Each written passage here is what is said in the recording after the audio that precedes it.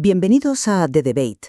A ver, ¿qué pasaría si te dijera que el arma más destructiva en este próximo conflicto de Oriente Medio no es un misil balístico, Vale, te escucho. ni siquiera un portaaviones? Es literalmente una póliza de seguros firmada en un escritorio de Londres. Ya. Es una premisa que incomoda bastante, desde luego. Totalmente. Porque, claro, nos da una falsa sensación de control pensar que las guerras solo se libran con tropas y explosivos, ¿verdad? Cuantificamos los daños cinéticos porque, bueno, es lo que nuestros instrumentos clásicos están diseñados para registrar. Sí, exacto. Nos resulta mucho más reconfortante categorizar un conflicto como algo físico que empieza, rompe cosas y termina. Eso es. Pero claro, en este espacio de análisis contrastado, no nos vamos a quedar mirando las grietas superficiales de los edificios. Para nada. Vamos a observar los movimientos tectónicos subterráneos, las corrientes financieras y, sobre todo, logísticas, que alteran la geografía durante años. Y ese es precisamente el panorama al que nos enfrentamos desde aquel 28 de febrero de 2026, cuando Estados Unidos e Israel lanzaron ese ataque coordinado contra las estructuras militares y el programa nuclear en territorio de Irán. Exacto. La onda sísmica inicial fue muy clara. La vimos todos en los telediarios, pero ha dejado al descubierto una falla estructural masiva, que va mucho más allá de las simples explosiones. Y esa falla es la gran incógnita que domina ahora mismo los escritorios de inteligencia. La pregunta central que vamos a diseccionar hoy es fascinante. A ver, ¿estamos ante un conflicto táctico diseñado para ser breve y lograr una victoria política rápida? O por el contrario, nos estamos asomando al abismo de una guerra de desgaste, un bloqueo sistémico de las arterias globales que, y esta es mi postura, se va a prolongar irremediablemente mucho más allá de un año. Claro. Esa es la cuestión. Y para arrojar luz sobre esta mesa de perspectivas, hemos estado escarbando en la realidad material del conflicto. Yo, por mi parte, lo abordo desde una perspectiva distinta a la tuya. Ajá. Estoy convencido de que la inmensa presión geopolítica, sumada a la dependencia energética de terceros actores, forzará un alto al fuego. En cuestión de semanas o unos pocos meses a lo sumo. Bueno, pues vamos a trazar los cimientos.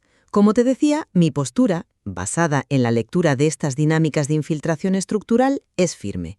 Estoy segura de que este conflicto está diseñado desde su génesis para ser una guerra larga. Una guerra larga. Sí, una estrategia de asfixia, un desgaste asimétrico que superará con total seguridad el año de duración.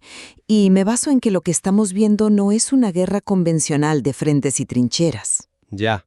No entiendo por dónde vas. Es lo que los informes de inteligencia estratégica y análisis macro como los de Fund Society llaman un embotellamiento sistémico crónico. Irán sabe perfectamente que no puede ganar un choque cinético frontal contra Estados Unidos. Evidentemente. Eso sería un suicidio militar. Claro. Por lo tanto, su dirección estratégica apunta hacia una guerra descentralizada, a muy bajo coste y diseñada específicamente para asfixiar a Occidente lentamente. Y eso, compañero, lleva tiempo. Más de 12 meses seguro. A ver, entiendo el atractivo teórico de esa idea, pero la tesis de la guerra corta se fundamenta en realidades políticas y materiales que son sencillamente innegociables. Fíjate en dos factores críticos. Primero, la voluntad de Washington. La administración Trump necesita imperiosamente declarar una victoria rápida antes de las elecciones de medio mandato de noviembre de 2026. Ya, el reloj electoral. Exacto. Una guerra larga y empantanada en Oriente Medio es veneno puro en las urnas.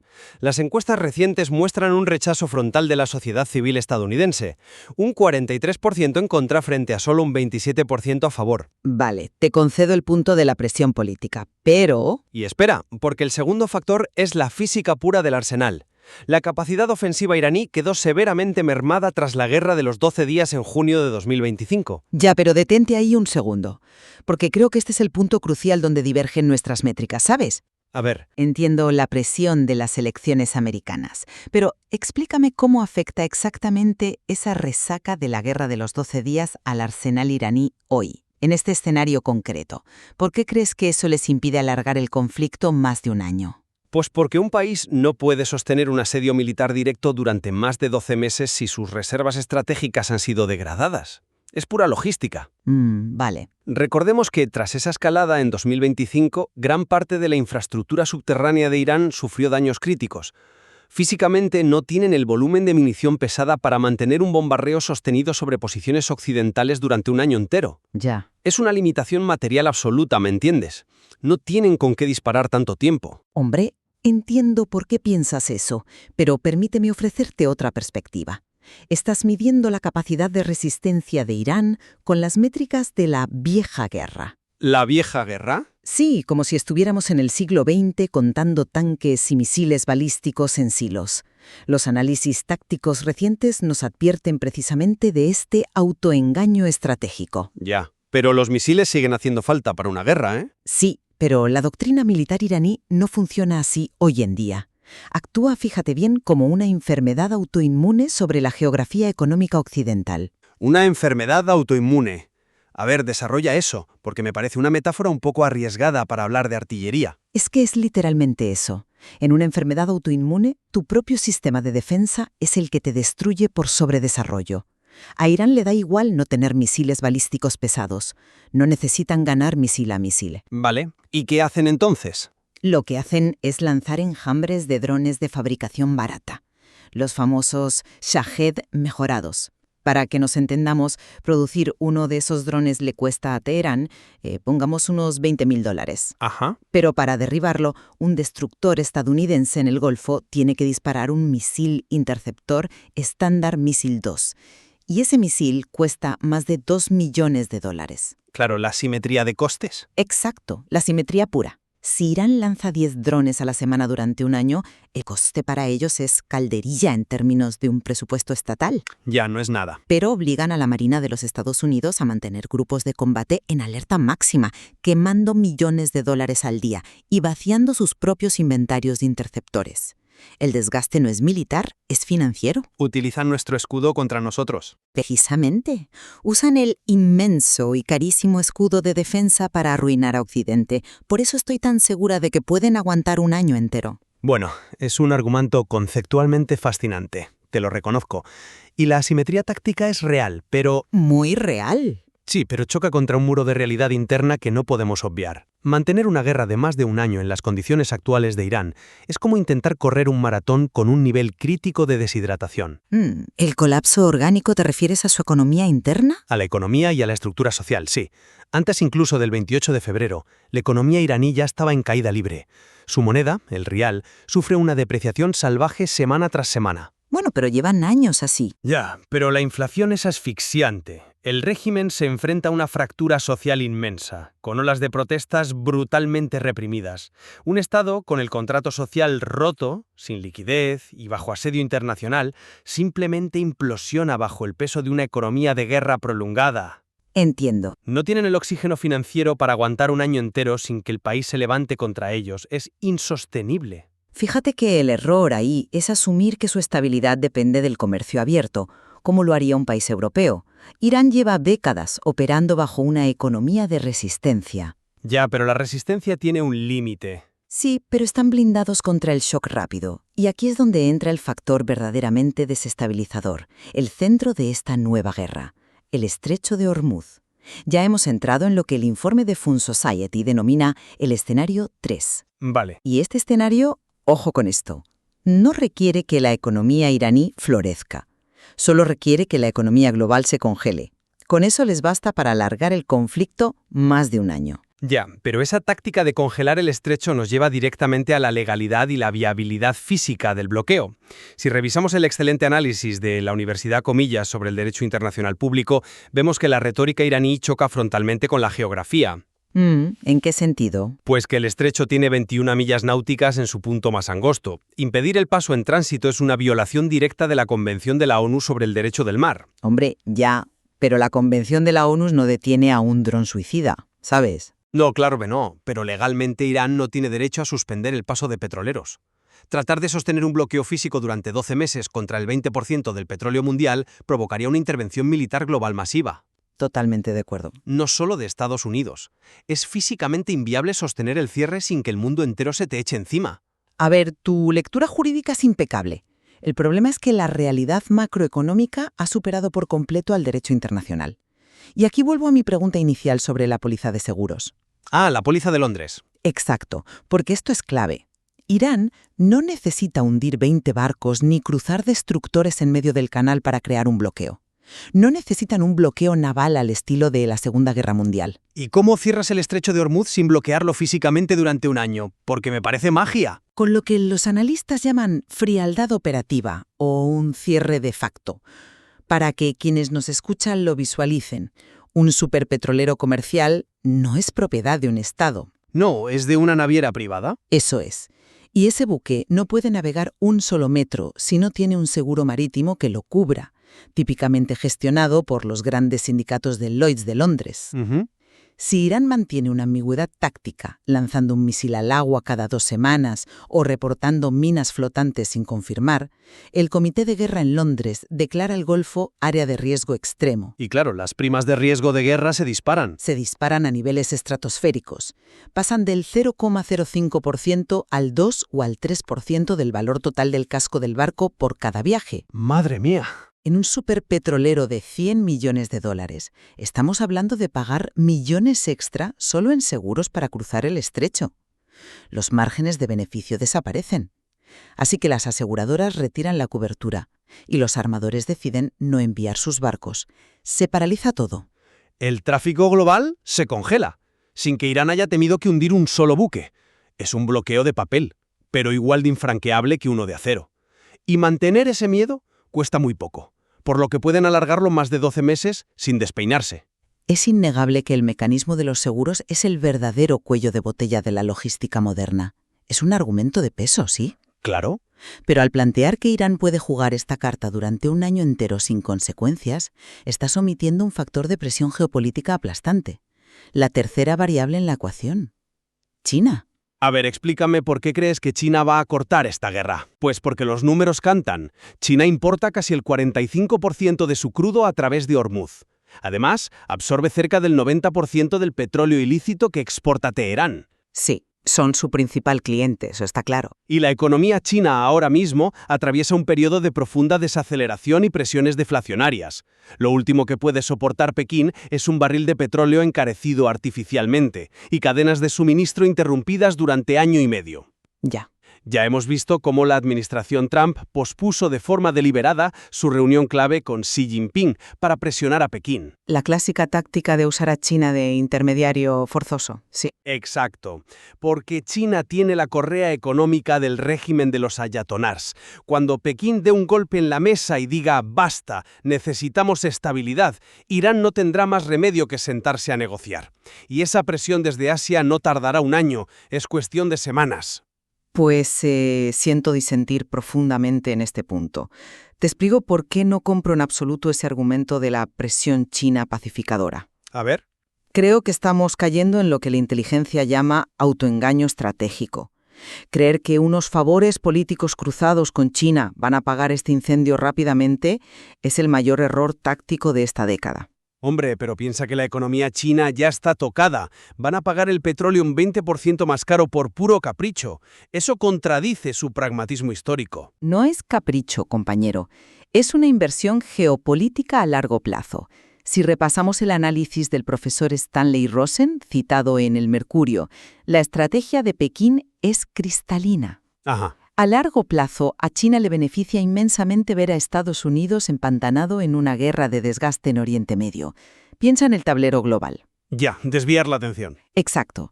Cada destructor, cada portaaviones y cada paquete de miles de millones de dólares que Estados Unidos destina a patrullar Hormuz es un recurso que se desvía del verdadero objetivo estratégico de este siglo, el Indo-Pacífico y Taiwán. ¿Y me estás diciendo que China dejará que su propio suministro de petróleo sufra solo por desgastar a la marina estadounidense?